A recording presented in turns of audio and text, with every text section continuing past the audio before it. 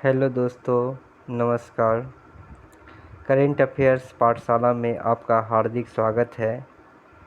ये आज है 22 मार्च 2022 और ये डेली करेंट अफेयर्स है और ये बहुत ही महत्वपूर्ण क्वेश्चंस हैं जो सभी परीक्षा के लिए बहुत ही उपयोगी होगा। चलिए, तो पहला क्वेश्चन है कि वन, पर्यावरण और जलवायु परिवर्तन मंत्रालय ने देश की कितनी प्रमुख नदियों के कायाकल्प के लिए परियोजना की घोषणा की है? तो इसका सही आंसर होगा 13।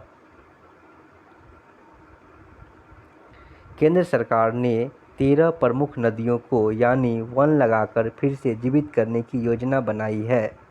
केंद्र सरकार ने गंगा को स्वच्छ बनाने के अभियान को मिली शुरुआती सफलता के बाद अब यमुना, नर्मदा, झेलम और महानदी सहित देश की 13 प्रमुख नदियों के संरक्षण का फैसला लिया है। नेक्स्ट क्वेश्चन है, भारत का पहला digital water data bank aquarium किस राज्य में लॉन्च किया गया है? इसका सही आंसर है कर्नाटक। कर्नाटक सरकार के आईटी मंत्री सीएन अश्वत्थ नारायण ने भारत का पहला digital water data bank aquarium launch किया है। तीसरा है कि भारत जापान वार्षिक शिखर सम्मेलन 2022 कहाँ आयोजित किया गया है? तो इसका सही आंसर है नई दिल्ली। भारतीय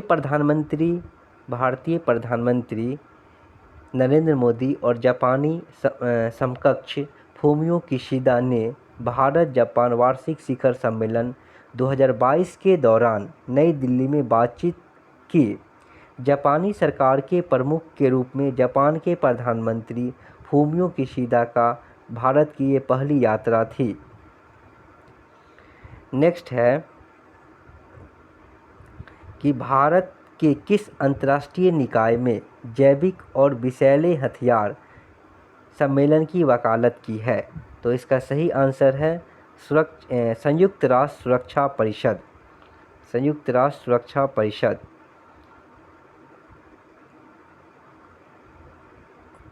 भारत ने संयुक्त राष्ट्र सुरक्षा परिषद में जैविक और विषैले हथियार सम्मेलन की वकालत की है। भारत ने घोषणा की है कि वह BTWBC कन्वेंशन को एक प्रमुख गैर भेदभावपूर्ण निशस्त्रीकरण कन्वेंशन के रूप में अधिक महत्व देता है। नेक्स्ट है कि 2022 के प्रीतो जाकर पुरस्कार के विजेता कौन है? तो इसका सही आंसर है डाई बेडो फ्रांसिस केरो। प्रित्जर पुरस्कार को प्रायोजित करने वाले हयात फाउंडेशन ने डाई बेडो फ्रांसिस को 2022 का यह पुरस्कार का विजेता घोषित किया है। यह वास्तुकला के लिए दुनिया का सबसे महत्वपूर्ण पुरस्कार है। नेक्स्ट है, अंतर्राष्ट्रीय प्रवासन संगठन का मुख्यालय कहाँ स्थित है? इसका सही आंसर है स्विट्जरलैंड स्थित अंतर्राष्ट्रीय प्रवासन संगठन एक संयुक्त राष्ट्र एजेंसी है जो सरकारों और प्रवासियों के प्रवास के संबंध में सेवाएं प्रदान करती है। संयुक्त राष्ट्र प्रवासन एजेंसी ने हाल ही में घोषणा की है कि लगभग 6.6 मिलियन लोग यूक्रेन के अंदर विस्थापित हुए हैं। नेक्स्ट है कि किस देश ने हाल ही में क्रिप्टो करेंसी को वैध बनाने वाले वर्चुअल एसेट बिल पर हस्ताक्षर किए? बहुत ही इम्पोर्टेंट क्वेश्चन है। इसका सही आंसर है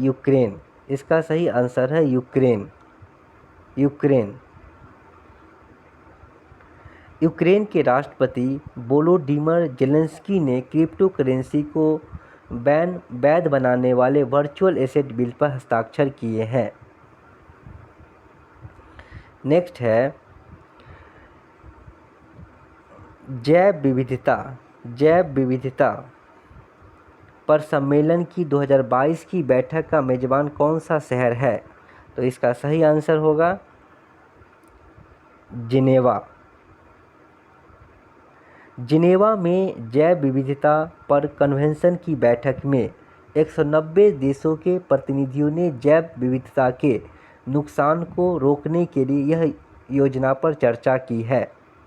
नेक्स्ट है कि वर्ल्ड हैप्पीनेस रिपोर्ट 2022 में भारत का रैंक कौन है? ये इसमें होगा, इसका सही आंसर होगा 136वां। यूएन वर्ल्ड हैप्पीनेस रिपोर्ट 2022 में भारत 136वें स्थान पर है। फिनलैंड 146 देशों के चार्ज में लगातार 5वें शीर्ष पर है। नेक्स्ट क्वेश्चन है कि 2022 के इंटरनेशनल जियोलॉजिकल कांग्रेस सत्र का मेज़बान कौन सा शहर है? तो इसका सही आंसर है नई दिल्ली। ये नई दिल्ली। 36वें अंतर्राष्ट्रीय भूवैज्ञानिक कांग्रेस का उद्घाटन भारत में नई दिल्ली में हुआ, जिसकी theme Jio sciences the basic science for a sustainable future geo science है। अगला क्वेश्चन है कि 2022 के डेली रिपोर्ट के अनुसार कौन सी भारतीय कंपनी दुनिया की दूसरी सबसे तेज़ी से बढ़ने वाली रिटेलर है? तो इसका सही आंसर हो जाएगा रिलायंस रिटेलर। रिलायंस रिटेल दुनिया का दूसरा सबसे तेज़ी से बढ़ने वाला रिटेलर है। दक्षिण कोरिया ई कॉमर्स ब्रांड को बैंक इस सूची में सबसे ऊपर है। नेक्स्ट क्वेश्चन है कि किंजल किस देश की हाइपरसोनिक बैलिस्टिक मिसाइल का नाम है? तो इसका सही आंसर है रसिया। इसका सही आंसर है रूस। रूस के रक्षा मंत्रालय ने घोषणा की है कि रूस की सेना ने एक हाइपरसोनिक बैलिस्टिक मिसाइल दागी है और पश्चिमी यूक्रेन में एक बड़े भूमिगत हथियारों को नष्ट कर दिया है। किंजल 2000 किलोमीटर दूर तक लक्ष्य को नष्ट कर सकती है और 6000 किलोमीटर प्रति घंटा से भी तेज उड़ान भर सकती है। नेक्स्ट क्वेश्चन है भोपाल आपदा या भोपाल गैस त्रासदी से कौन सी गैस जुड़ी हुई है? तो इसका सही आंसर होगा मिथाइल आइसोसाइनाइड। भोपाल गैस त्रासदी 1984 में जो हुआ था, भोपाल में यूनियन कार्बाइड इंडिया लिमिटेड कीटनाशक संयंत्र में एक गैस रिसाव दुर्घटना थी। नेक्स्ट क्वेश्चन है कि भारत में सबसे बड़ी लौह उत्पादन कंपनी कौन है? तो इसका सही आंसर है एनएमडीसी लिमिटेड भारत सरकार के इस्पात मंत्रालय के प्रशासनिक नियंत्रण में एक खनिज उत्पादक है। एनएमडीसी यह भारत का सबसे बड़ा लौह अयस्क उत्पादक और निर्यातक है। अगला क्वेश्चन है कि नेशनल ई विधान एप्लीकेशन को लागू करने वाली देश की पहली विधानसभा कौन सी है? तो इसका सही आंसर होगा नागालैंड। इसका सही आंसर है नागालैंड। नागालैंड विधानसभा नेशनल की विधान एप्लीकेशन कार्यक्रम को लागू करने वाली देश की पहली विधानसभा है। विधानसभा सचिवालय ने 7 सदस्यों की विधानसभा में प्रत्येक टेबल पर एक टैबलेट ई-बुक संलग्न किया है। नेक्स्ट है कि जोजिला दर्रा किस भारतीय राज्य या केंद्रशासित प्रदेश को देश के बाकी हिस्सों से जोड़ता है? तो इसका सही आंसर है लद्दाख। जोजिला दर्रा श्रीनगर कारगिल लेह रोड पर कश्मीर घाटी और लद्दाख के बीच लिंक प्रदान करता है, जो लद्दाख को देश के बाकी हिस्सों से जोड़ता है। अगला क्वेश्चन है कि किस देश ने कोविड-19 के ओमिक्रॉन संस्करण के 2 रूप संस्करणों के नए संयोजन का पता लगाने का दावा किया है? तो इसका सही आंसर है इजराइल। इजराइल इसका सही आंसर होगा। इजराइल ने दावा किया है कि एक नई संभावित संस्करण ने देश में कुछ लोगों को संक्रमित किया है। इजराइल पहुंचे 2 यात्री ने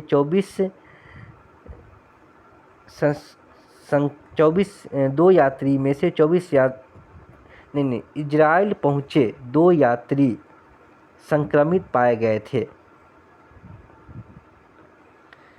नेक्स्ट है कि आरबीआई ने पेटीएम पेमेंट्स बैंक पर किस अधिनियम के तहत ग्राहक जोड़ने की योजना लगाई है? तो इसका सही आंसर होगा बैंकिंग विनियम अधिनियम। भारतीय रिजर्व बैंक ने पेटीएम पेमेंट बैंक को तत्काल प्रभाव से नए ग्राहकों को शामिल करने पर रोक लगाने का निर्देश दिया है। आरबीआई ने बैंक में देखी गई सामग्री प्रवचन चिंताओं का हवाला दिया है। नेक्स्ट क्वेश्चन है कि आम आदमी पार्टी के नेता भगवंत मान ने किस राज्य के मुख्यमंत्री के रूप में शपथ ली है? तो इसका सही आंसर होगा पंजाब। आम आदमी पार्टी के नेता भगवंत मान ने 16 मार्च 2022 को पंजाब के मुख्यमंत्री के तौर पर शपथ ली। भगवंत मान पंजाब के 17वें मुख्यमंत्री बन गए हैं।